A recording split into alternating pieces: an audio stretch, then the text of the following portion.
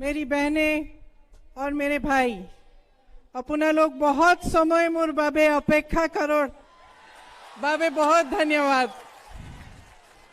मोर भाईनी সকল রোদত बहुत कष्ट पाइसे, आपका बहुत बहुत धन्यवाद। लेकिन मैं सिर्फ इतनी असमीज जानती हूँ बाकी आपको हिंदी में सुनना पड़ेगा। जय आई असम।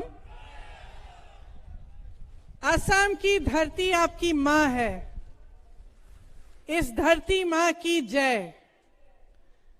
इसके हरे भरे बगानों की जय। हरे भरे बगानों में काम करती हुई सारी श्रमिकों की, जो सुबह से शाम तक कड़ी धूप में काम करती हैं, उनकी जय। इस प्रदेश की नदियों की जय। यहाँ की जाति जनजाति की जय। यहाँ की बहुरंगी संस्कृति की जय। यहाँ की मिट्टी की जय, जिसने आपको अपनी पहचान दी। ये वो मिट्टी है जिसने आपको अपना अस्तित्व दिया। ये वो मिट्टी है जिसमें श्रीमंत शंकर देव जी जैसे महापुरुष पैदा हुए, जहां माधव देव जी जैसे महापुरुष पैदा हुए, अनजान फकीर जी पैदा हुए, लचित बोरफुकन जी पैदा हुए, जॉय मोती कौनबारी जी पैदा हुए, वीर चिलारे स्वर्गदेव छुकपा जी, गोपीनाथ बोरदोलोई जी और तमाम महापुरुष पैदा हुए, जिन्होंने आपकी धरती, आपकी संस्कृति, आपकी लोगों को एकजुट रखने के लिए अपना जीवन न्यौछावर किया। आज यहाँ खड़े हुए मैं उन सब महापुरुषों का नमन करती हूँ और आपको याद दिलाती हूँ कि ये उनकी धरती है और जो अस्तित्व आपका है, उस अस्तित्व के लिए उन्होंने जीवन भर लड़ा। यहाँ पे जब भाजपा के नेता आते हैं तो इन महापुरुषों के नाम नहीं लेते, उनको याद नहीं करते, क्योंकि भाजपा ने आज आपके अस्तित्व पर हमला किया है। असम के अस्तित्व पर वार कर रहे हैं। वे समझ नहीं पाए हैं कि आपकी इस मिट्टी ने आपको क्या दिया है और आप इस अस्तित्व पर कितना गर्व करते हैं। उन्होंने चुनाव से पहले कहा था कि का को लागू नहीं किया जाएगा, लेकिन आपने देखा कि उन्होंने का को इम्प्लीमेंट किया, उसे लागू किया। आपको याद होगा बहुत सालों पहले जब मेरे पिताजी राजीव गांधी जी ने असम का अकॉर्ड बनवाया था, उस समय हग्रामा जी भी मौजूद थे, तो सबसे बड़ी बात क्या की थी? उन्होंने कहा था कि आप अपनी संस्कृति को बचा कर रखेंगे और आप पर केंद्र से कोई डिक्टेट नहीं करेगा। भाजपा ने इन 5 सालों में इसका विपरीत किया है। उनकी क्रोनोलॉजी मैं आपको बताती हूं। चुनाव से पहले आपको कहा कि जाति माती भेटी की रक्षा करेंगे, का को लागू नहीं करेंगे। उन्होंने कहा कि असम अकॉर्ड का क्लॉज 6 लागू होगा। फिर आपके वोट मिले उन्हें, आपने उन पर भरोसा किया। वोट मिलने के बाद, चुनाव जीतने के बाद संसद में उन्होंने कहा पास किया। जब आपके पास दोबारा आएंगे तो शायद कुछ और कहेंगे, बड़े बड़े वादे करेंगे। आपने ये देखा है कि इन 5 सालों में जब जब आप पर संकट हुआ, आपने संघर्ष किया, तब यहाँ के प्रधानमंत्री आपके पास नहीं आए। देश के प्रधानमंत्री दिल्ली में ही रहे। लेकिन जैसे ही चुनाव घोषित हुआ, उससे पहले कुछ दिनों पहले ही बहुत सारे दौरे करने लगे। आपने लॉकडाउन में बहुत संकट सहा, बाढ़ भी आई, बाढ़ के समय भी बहुत आपत्ति आई, प्रधानमंत्री जी एक बार भी इधर नहीं आए, ना उन्होंने राष्ट्र आपदा घोषित किया, बाढ़ के लिए पैसा इकट्ठा किया, मगर ये पैसा आपको मिला नहीं। जब सीएए के खिलाफ आंदोलन हो रहा था तब भी कोई यहां नहीं आया। जब टी ट्राइब संकट में थे उस समय भी आपकी सुनवाई करने के लिए, आपकी समस्याओं को सुलझाने के लिए यहां कोई नहीं आया। लेकिन आप क्या उम्मीद रख सकते हैं? वो प्रधानमंत्री जो अपने घर के 4-5 किलोमीटर दूर लाखों किसानों के आंदोलन के बावजूद अपने घर से निकल के उन किसानों से बात नहीं कर सकते, तो वो यहां आसाम की धरती पर आपसे बात करने क्यों आएंगे? उन्होंने कुछ दिनों पहले कहा कि असम की चाय पर हमला हो रहा है। एक 21 साल की लड़की ने ट्वीट किया, उस वजह से ये कहते हैं कि असम की चाय, असम टी पर हमला हो रहा है। लेकिन खुद 5 सालों से असम की आइडेंटिटी पर हमला कर रहे हैं। आरएसएस, भाजपा के नेता लगातार हमला करते रहते हैं, उसके बारे में प्रधानमंत्री चुप रहे। देश भर में घूमकर इन्होंने का की बात की, लेकिन आपकी धरती पर आकर का की बात करने की हिम्मत नहीं हुई। जिस तरह से भारत सरकार और यहां की सरकार असम को देख रही है, जिस तरह से असम को आगे बढ़ा रही है, उससे न जाने असम का भविष्य क्या होगा। स्पेशल स्टेटस फंड बंद किया गया। मानिए कि भाजपा के लिए असम एक एटीएम मशीन की तरह है, जहां एनी टाइम मनी उनको मिल जाता है, लेकिन जनता के पास नहीं जाता। पेट्रोल डीजल पर 90 रुपए देते हैं असम के 70% टैक्स, लेकिन भारत सरकार की जेब में जाता है, आप तक ये पैसा नहीं पहुंचता। अगर आप इनकी इंडस्ट्रियल पॉलिसी देखें, इनके उद्योग देखें, तो वही हाल है। इन्होंने आपको 25 लाख रोजगार देने का वादा किया था, लेकिन 5 सालों में 80,000 रोजगार तक नहीं दिए। क्या किया? गुवाहाटी का हवाई अड्डा भी अपने दोस्तों को बेच डाला, ऑयल फील्ड्स बेच डाली। इनके हम दो हमारे दो का नारा है, और इस नारे में जोया यखौम का नारा डूब रहा है। जितने भी बड़े बड़े उद्योग हैं, ऑयल फील्ड्स हैं, सब इनके बड़े उद्योगपतियों के मित्रों को बेच डाल रहे हैं। आपके हथकरघा यहां बहुत सुंदर खमोसे बनाते थे, खुराई बनाते थे, आज वो भी बाहर से आसाम में आ रहे हैं। आज तो मछली भी आंध्र प्रदेश से यहां आ रही है। ये स्थिति है। आपके साथ पूरी तरह से धोखा किया गया है, और मैं जानती हूं कि मंच पे खड़े हुए नेताओं पर आपका भरोसा बहुत ज्यादा नहीं है, क्योंकि बार बार चुनाव में आपके सामने अलग अलग पार्टियां आके बड़ी बड़ी घोषणाएं करती हैं।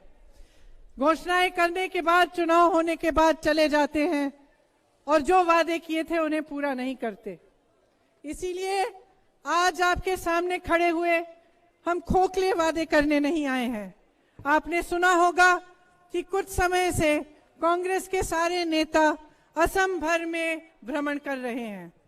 वहां उन्होंने जो जो समस्याएं सुनी, उन समस्याओं के आधार पर और इस बात की आधार पर कि नेताओं और जनता के बीच भरोसा टूट रहा है, उन्होंने ये तय किया है कि आपको वादे नहीं, लेकिन 5 गारंटी देंगे।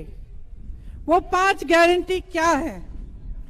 वो 5 गारंटी ये है कि सबसे पहले जब हमारी सरकार बनेगी तो के ये कानून लागू होगा जिसके तहत यहां पे का लागू नहीं हो पाएगा। ये सबसे पहली है। दूसरा कि बिजली के 200 यूनिट आपको मुफ्त में मिलेंगे हर महीने। इसका मतलब है कि 1400 रुपए आपके बच जाएंगे बिजली के बिल से हर महीने। तीसरा गारंटी कि जो मेरी बहनें घर संभालती हैं, अपनी मेहनत से अपने पूरे परिवार की परवरिश करते हैं, बच्चों की परवरिश करते हैं और सबका देखभाल करती हैं, जिनको आज तक पूरी तरह से सम्मान नहीं मिला, उन बहनों को 2000 रुपए हर महीने गृहिणी सम्मान के तौर पर मिलेगा। चौथा गारंटी यह है कि देखने दीजिए कि चाय के बागान में गई थी मैं आज सुबह। चाय के बागान की महिलाओं से जब मैं मिली तो उन्होंने अपने हाथ दिखाए मुझे कि यहां से उनकी उंगलियां एकदम सख्त हो गई हैं। सुबह से शाम तक धूप में काम करती हैं, कोई सुविधा नहीं है और मात्र उनको 167 रुपए मिलते हैं। तो चौथी जो गारंटी है वो गारंटी खास उन महिलाओं के लिए है, उन श्रमिकों के लिए है जो चाय के बागान में काम करती हैं। और क्या गारंटी है ये कि उनको 365 रुपए का वेतन मिलेगा। मुझे मालूम है कि आपको पहले भी इस तरह के वादे किए गए और मुझे मालूम है कि जिन्होंने कहा था कि 350 का वेतन मिलेगा, उन्होंने सिर्फ पिछले हफ्ते चुनाव से पहले 217 का वेतन आपको वादा किया है कि मिलेगा, लेकिन आज तक वो भी नहीं मिल रहा है। तो मैं जानती हूं कि आपकी उम्मीद कम है, लेकिन यहां खड़े हुए मैं कहना चाहती हूं कि जैसे ही हमारी सरकार आएगी, ये वादा नहीं आपको गारंटी होगा कि आपका वेतन 365 रुपए आपको हर रोज मिलेगा। पांचवा जो गारंटी है उसके तहत कांग्रेस पार्टी ये कह रही है कि जब हमारी सरकार बनेगी तो कम से कम 5 लाख सरकारी नौकरियां बनेंगी। अब ये गारंटी जो है सिर्फ ऐसे ही नहीं कहे हैं, एक पूरी टीम बैठी है, उन्होंने असम की अर्थव्यवस्था की हालत देखी है, ये सब आंकड़े पड़े हैं और एक पूरी योजना बनाई है जिसके तहत आप सबको ये गारंटी मिल रही है। तो जब हम कहते हैं कि चाय के बागान में आपको 365 का वेतन मिलेगा, इसका ये मतलब नहीं है कि जो चाय बागान चलाते हैं, जो कंपनियां हैं, उनका नुकसान होगा। इसका मतलब ये है कि जो कंपनियां देती हैं उसके अलावा सरकार आपको मदद करेगी ताकि आपके कुल मिलाकर 365 रुपए हो। तो आपने देखा है कि प्रदेश में क्या परिस्थितियां हैं। मैं दिल्ली से आई हूं, कल से घूम रही हूं और सबसे मिलकर, समस्याओं को सुनकर, यहां की बेहद बेरोजगारी को देखकर बहुत दुख होता है। यहां के बड़े बड़े नेता चार्टर प्लेन में घूमते हैं, आजकल चीनी और जापानी ग्रीन टी भी पीने लगे हैं। शायद असम टी, यहां की कड़क चाय पिलानी पड़ेगी और उन्हें याद दिलाना पड़ेगा कि उनकी जगह क्या है, कि जो नेता आपके सामने आकर वादे करता है उन वादों को निभाना उसका धर्म होता है। कोई भी नेता इस मंच पे खड़ा नहीं हो सकता अगर आपने नहीं खड़ा किया। कोई भी नेता सफल नहीं हो सकता अगर आपका समर्थन नहीं हो। इसीलिए यहां खड़े हुए मैं आपसे आग्रह करती हूं कि अपने अधिकारों को अच्छी तरह से समझिए। चुनाव आते हैं, जाते हैं, लेकिन अपने अस्तित्व, अपने अधिकारों की लड़ाई हमेशा जारी होनी चाहिए।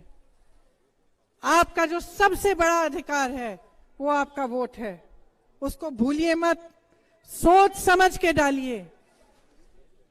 आप इस चुनाव में असम के लिए लड़ रहे हैं, अपने भविष्य के लिए लड़ रहे हैं।